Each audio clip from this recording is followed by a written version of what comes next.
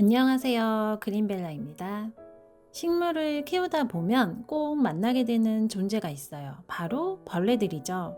식물을 병들게 하고 죽게도 하며 이로 인해 식태기가 찾아오기도 하죠. 응애, 총채벌레, 진드기, 뿌리파리 등 징그럽고 해로운 식집사들의 원수예요. 벌레가 싫어서 식물 키우는 것 자체를 시도 못 하시는 분도 계실 거예요. 그런 분들에게 최고의 방법이 있어요. 바로 수경 재배입니다.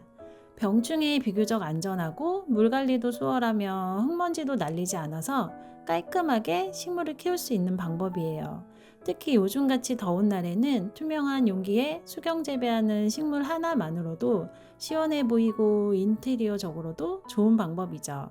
저는 특히 주방에 식물로 예쁘게 포인트를 주고 싶을 때 유리병에 식물을 꽂아서 놓아요. 그러면 요리를 할 때 흙먼지 걱정 안 해도 되고 벌레 걱정도 없어서 좋더라고요. 그래서 오늘은 벌레 걱정 없는 수경 재배로 예쁘게 인테리어 하는 법을 알려드리려고 해요. 제가 수경 재배로 키우고 있는 아이들이에요.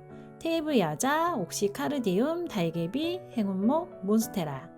행운목은 줄기를 잘라서 물에 꽂아 두었어요. 매끈한 줄기였는데 한 달 만에 뿌리가 나오기 시작하더니 세 달이 지난 지금은 뿌리가 이렇게나 많이 나왔어요. 엄청나죠? 주방에 정수기 옆에 두고 있는데 심심하고 밋밋한 공간이 이 행운목 하나로 싱그러움이 더해지면서 분위기가 더 좋아졌어요. 빛이 적은 곳에서도 푸릇푸릇 싱싱하게 잘 자라줘서 너무 고마운 아이예요.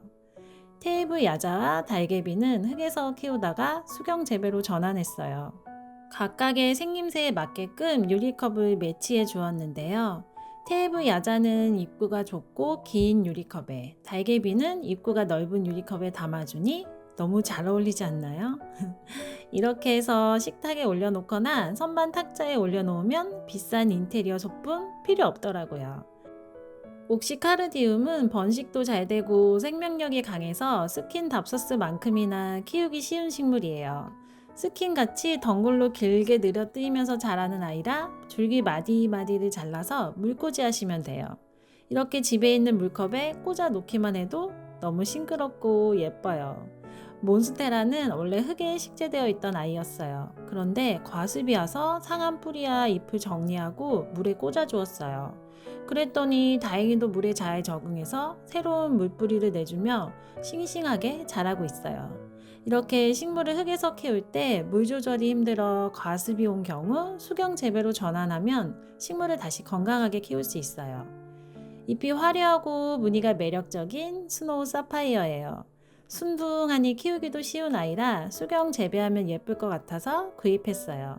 먼저 화분에서 흙을 잘 털어내 주세요. 뿌리에 묻은 흙을 잘 털어주시는 게 중요해요.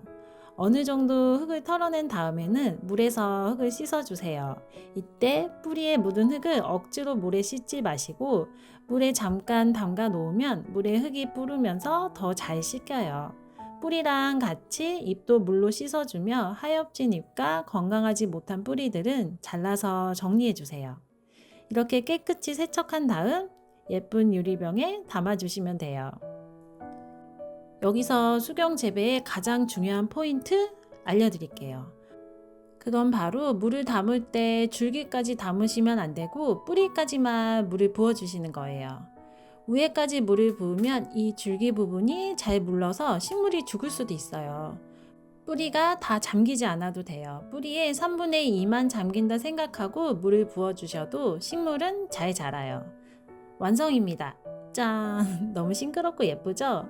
계속 예쁘다는 말만 하면 식상하다고 생각하실 수도 있는데 정말 예쁘다는 말 말고는 설명할 방법이 없는 것 같아요. 뿌리를 깨끗이 세척한다고 했어도 보면 이렇게 물에 흙찌꺼기가 떠 있는 게 보이실 거예요. 이런 잔여 찌꺼기들은 억지로 떼지는 마세요. 수경 재배로 전환하고 처음 2-3주 정도 매일 물을 갈아주시면 자연스럽게 떨어져 나가요. 그렇게 해서 물이 깨끗해지면 일주일에 한 번 정도 물을 갈아주시면서 관리하시면 돼요. 엄청 편리하죠? 보통 한 달 정도 지나면 식물이 새로운 수중 뿌리를 내면서 물에 적응을 해요. 그때 물에 영양제를 주시면 좋아요. 전 집에 있는 액체 비료 하이포넥스를 사용했어요. 일주일에 한 번 물을 갈아주실 때 용기의 반 정도만 물을 받고 나머지 반은 하이포넥스를 1000분의 1로 희석해 놓은 물로 나머지를 채워요. 이렇게 하면 수경 재배로도 싱싱하게 식물을 키우실 수 있어요. 벌레 때문에 식물 키우기 두려운 분들에게 이보다 더 좋은 방법은 없는 것 같아요. 더운 여름 보기만 해도 시원하고 청량감 있는 수경 재배로 인테리어 하시는 걸 추천드려요. 처음 시작할 때 매일 물을 갈아주시는 것만 신경 쓰시면 손쉽게 식물을 관리하실 수 있어요. 그린벨라에서는 실용적이면서 쉽게 따라할 수 있는 플랜테리어 정보를 전해드려요. 구독 눌러주시면 매주 유용한 플랜테리어 정보를 빠르게 받아보실 수 있어요. 그러니 구독 꾹 눌러주세요.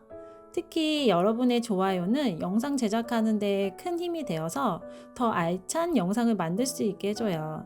그러니 구독과 좋아요 잊지 마시고 꾹 눌러주세요. 6월인데도 한여름 못지않게 푹푹 찌는 날씨에 구독자님들 잘 지내고 계시나요? 더운 날씨에 식물 돌보는 일도 중요하지만 내 몸 건강히 잘 돌보는 게 더 중요한 것 같아요. 전 역류성 식도염에 걸려서 지금 고생 중이거든요. 목도 아프고 속이 너무 쓰려요.